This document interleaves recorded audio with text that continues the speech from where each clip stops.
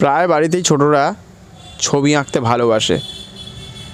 তাদের ছবি আঁকে তাদের নিজেদের মনের ইচ্ছের দেয়ালে এমনভাবে তারা করে যে রং, তুলি, পেন যেটা পারে হাতের সামনে সেটা দিয়েই তারা দেয়ালের মধ্যে যাবতীয় আঁকিবুকি করে তারা সুন্দর করে ছবি আঁকতে চেষ্টা করে যতদূর পর্যন্ত তাদের হাত যায়। এবং ঘরের মধ্যে অসংখ্য তাদের হাতের চিত্র তারা পারে বিশাল বড় ক্যানভাসে তুলে ধরে। তার সাথে সাথে এই যে ঘরের দাগ থাকে, অনেকেই কেউ ভাবে রেখে দেবো, আর যারা ভাবছেন ওই ছবিগুলোকে ইরেজ করে পরিষ্কার করবো ঘরের মধ্যে, দেয়ালে, তারপরে দরজায় এবং ওপরে, খাটের ওপরে, আশেপাশে, টিভির আশেপাশে বিভিন্ন জায়গায় এগুলো করে থাকে।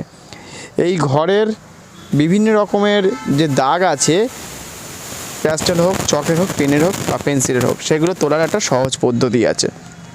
অতি সহজেই আপনাদের এই যে দেয়ালের মধ্যে যে ছবি আঁকা আছে বিভিন্ন রকমভাবে অনেকবার করে ঘষে ঘষে কালো করে ফেলেছে যারা মনে করছেন, সেই তাদের জন্য ঘরের মধ্যেই এমন কিছু সামগ্রী আছে তার মাধ্যমেই তৈরি করুন। প্রথমে নিয়ে নিন কোলগেট, 1 চামচ কোলগেট নিয়ে নিন। 1 চামচ কোলগেট নিয়ে একটা বাটির মধ্যে বা পাত্রের মধ্যে রাখুন। তার সাথে হাফ কাপ ভিনিগার দিয়ে সেটার সাথে ভালো করে পেস্টটাকে আপনি মিশিয়ে নিন। একটা লিকুইড তৈরি হয়ে যাবে, সঙ্গে সঙ্গে রেমেডি যেটা তৈরি হবে। এরপরে আপনাকে নিতে হবে 1 চামচ বেকিং সোডা। তাহলে এবার এই 3টে মিলিয়ে মিশিয়ে আপনারা একটা সুন্দর রেমেডি তৈরি করুন এবং আস্তে আস্তে আপনারা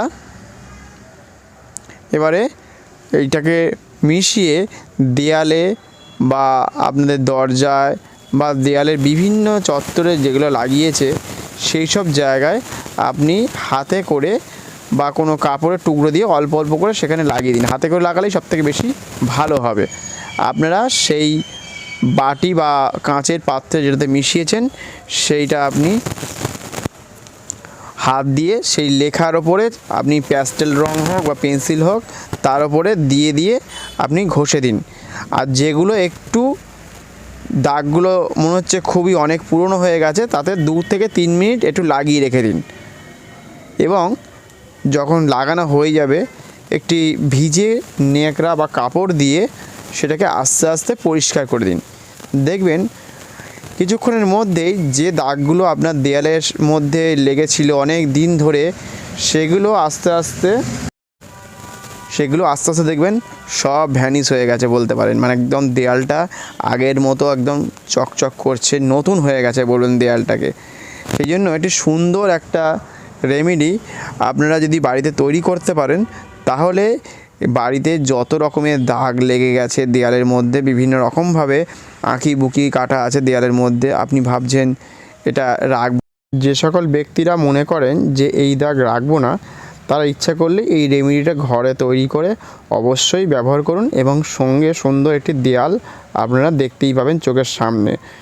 এবং অনেক বাড়িতেই আমি শুনেছি যে ছোটদের হাতের যে কারুকার্য, তাদের নিজস্ব যে প্রতিভা ছোটোবেলা, তারা রেখে দিতে চায় খুব সুন্দর করে, সেই ছবিগুলোকে ধরে রাখতে চায়।